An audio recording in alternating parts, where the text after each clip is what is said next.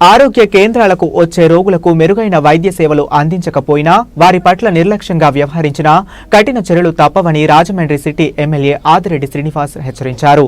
Urban health సెంటర్ల పనితీరుపై ప్రజల నుండి ఫిర్యాదులు అందడంతో గురువారం 47వ వార్డులోని అర్బన్ హెల్త్ సెంటర్ను MLA Adireddy, Janasena party Rajahmundry incharge Atti Satyanarayana కూటమి నాయకులతో కలిసి ఆకస్మికంగా తనిఖీ చేసి అక్కడ లోటుపాట్లను గమనించారు. రికార్డులను పరిశీలించారు. అనంతరం ఆయన మాట్లాడుతూ అర్బన్ హెల్త్ సెంటర్లలో ఆన్లైన్ నమోదు కోసం కొంత జాప్యం జరుగుతుందన్నారు. ఇక్కడికి వచ్చే రోగులలో సిబ్బంది ఆప్యాయంగా మాట్లాడి తగ్గిపోతుందని, భరోసా ఇస్తే రోగులకు సగం స్వస్థత చేకూరుతుందన్నారు.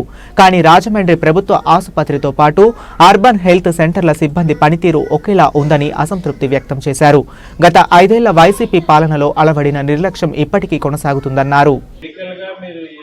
ఏది చేసినా చేయకపోయినా ముందు నవ్వుతూ పలకరించాలి, ప్రాపర్గా అటెండ్ అయితే సగం తగ్గిపోతారు. అదే ప్రతిసారి మేము చెప్తున్నాం. ఆ నిర్లక్ష్యమే మెడికల్గా వ్యవహరిస్తున్నారు. మరి మీరు గత 5 సంవత్సరాల అలవాటు ఇంకా అలా ఉండిపోతుందో ఏమో నాకు తెలియట్లా. ఎందుకంటే మాకు అలా ట్యాప్ చేస్తున్నారు. మేము 1-2 సార్లు మా లీడర్స్ చెప్పాం, మేము వెళ్ళి చెప్పామండి అని అంటున్నారు. కానీ ఇదే పని మీద ఈ యొక్క అర్బన్ హెల్త్ సెంటర్ మీద ఎందుకు వస్తుంది? ఓపీడీ చేస్తుంది కూడా ఇబ్బంది అవుతుందన్నారు. మా వాళ్ళకి ఓటీపీలు ఉండవు కదండి, ఓటీపీలు ఓటీపీ లేనప్పుడు ఆఫ్లైన్లోనే చెయ్యొచ్చు అని చెప్పారు కదా.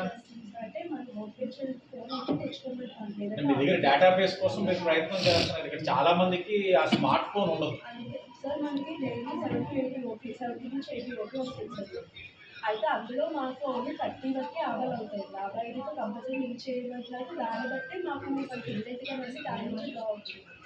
అందుకే నేను మోటివేట్ చేస్తున్నాను. అంటే లేదు అంటే మీరు ఇంకా బెటర్గా చేయగలిగితే ఈ 70 to 80 కాస్త 150-200 అవుతుంది ఓపిక. అవే అవకాశం ఉంది. మీరు ఎంబీబీఎస్ కాస్త మీరు కాస్త ఓపికగా చేయగలిగితే చాలా సక్సెస్ అవ్వగలుగుతారు. ఎందుకంటే ఇది బ్యాక్వర్డ్ క్లాసెస్ నివసించే ప్రాంతం, టోటల్ ఎస్సీ ఎస్టీ బీసీస్ నివసించే ప్రాంతం, బీసీస్. అలాంటప్పుడు వాళ్ళు ఏంటంటే ఇక్కడ ఇదే వాళ్ళకి అదృష్టం కింద భావిస్తారు. ప్రైవేట్ హాస్పిటల్కి వెళ్ళలేదు. మీరు అన్న క్యాంటీన్ చూడండి ఎలా ఉంటుంది. లేక కాదు, అవకాశం ఏది వస్తే దాన్ని ఉపయోగించుకుంటారు. అలాంటి చోట మనం కూడా కొద్దిగా రెస్పాన్సిబుల్గా ఉంటే సరిపోదు. నవ్వుతుంటే చాలు. ఇక్కడ తప్పున్న మేము నవ్వుతున్నాం కానీ మీతోటి మీరు సరి చేసుకుంటారు. అలా మీరు కూడా నవ్వుతూ ఉండండి. లిమిట్ మాత్రం కానీ ఒకటి బీపీఆర్ మిషన్స్ ఉంటాయిగా, లేవా? అన్నీ ఉన్నాయంటున్నారు.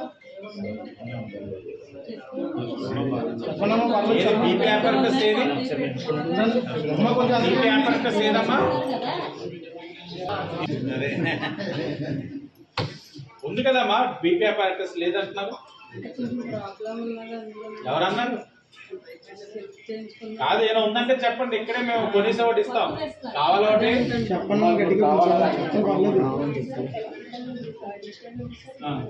ఉన్న ఇష్యూ లేదు. ఉన్నాయమ్మా, ఇంకేదైనా ఉంటే చెప్పండి. మీరు వస్తూ ఉండాలి. ఎస్ఎస్ గారు మెడిసిన్స్ అన్నీ ఉంటున్నాయమ్మా.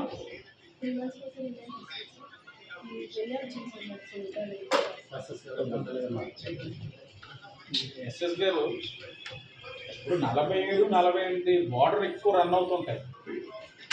వాళ్ళు అడుగుతుంటే అది 48 అంటారు, 48 వాళ్ళు అడుగుతూ 47 అని చెప్పి ఇప్పటికే వచ్చాం. శానిటేషన్ చాలా దారుణంగా ఉంది. మనమేమో పదే ఆరోగ్యకరమైన రాజమండ్రి అని చెప్పి మేము అంటున్నాం ఎన్డీఏ. మీరేమో మీకు నచ్చినట్లు చేసుకుంటున్నారు. అది మీరు 47-48 ఇద్దరు శానిటరీ ఇన్స్పెక్టర్స్ రివ్యూ చేసి పర్సనల్గా నేను నా కళతో చూసి చెప్తున్నాను. రివ్యూ చేయండి, కంపల్సరీ రివ్యూ చేయండి. ముందు అక్కడ లీడర్స్ టచ్ చేయమని ఎన్డీఏ లీడర్స్ ఉన్నారు కదా అక్కడ. మీకు తెలుసు కదా ఎన్డీఏ లీడర్స్ ఎవరున్నారో. మా వాళ్ళందరూ వాళ్ళతో కోఆర్డినేట్ చేసుకోండి. వాళ్ళు ఏమి ఎక్స్ట్రా ఏం అడగట్లేదు కదా. జనాలకి గౌరవమే కదా. మిమ్మల్ని గత మాదిరిగా ఇంటికి వచ్చి సెల్యూట్ కొట్టమని ఎవరో అడగట్లేదు కదా. మా వాళ్ళు లేదు కదా. లేనప్పుడు అయితే పని చేద్దాం.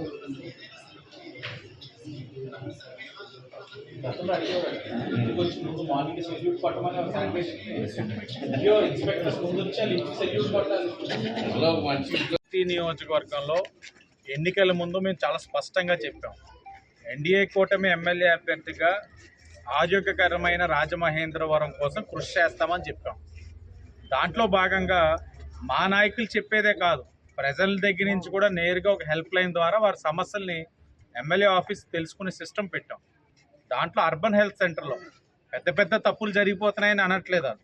వచ్చిన వారిని సరిగ్గా గౌరవపదంగా, లేకపోతే వచ్చిన వెంటనే ఈ ఆన్లైన్ సిస్టమ్ ఏదైతే ఉందో ఇవన్నీ సరిగ్గా రెస్పాండ్ అవ్వకపోవడం వలన వచ్చిన రోగులు ఇబ్బంది పడుతున్నారని మాకు తెలియజేశారు. మరి ఇక్కడికి వెంటనే తెలిసిన వెంటనే చెప్పి వస్తే ఒకలా ఉంటుందని చెప్పి అకస్మాత్తుగా నేను, జనసేన పార్టీ ఇన్ఛార్జ్ సత్యనారాయణ గారు, మా ఎన్డీఏ కూటమి ముఖ్యమైన నాయకులు అందరూ కూడా ఇక్కడికి రావడం జరిగింది. లోటుపాట్లు ఉన్నాయని మేము కళ్ళతోటి చూసి చెప్పలేము, కానీ ఒకటి వాళ్ళకి విజ్ఞప్తి చేసింది ఏంటంటే, వచ్చిన వారికి ఏదైతే రోగులు కానీ కుటుంబ సభ్యులు కానీ వచ్చినప్పుడు ఆప్యాయంగా పలకరించి ఏం అవ్వదులే మేము ఉన్నామని ఆ మాట చెప్తే సగం వ్యాధి తగ్గిపోతుంది. గవర్నమెంట్ జీజీహెచ్ హాస్పిటల్లోనే అదే సమస్య, ఎక్కడైనా అదే సమస్య.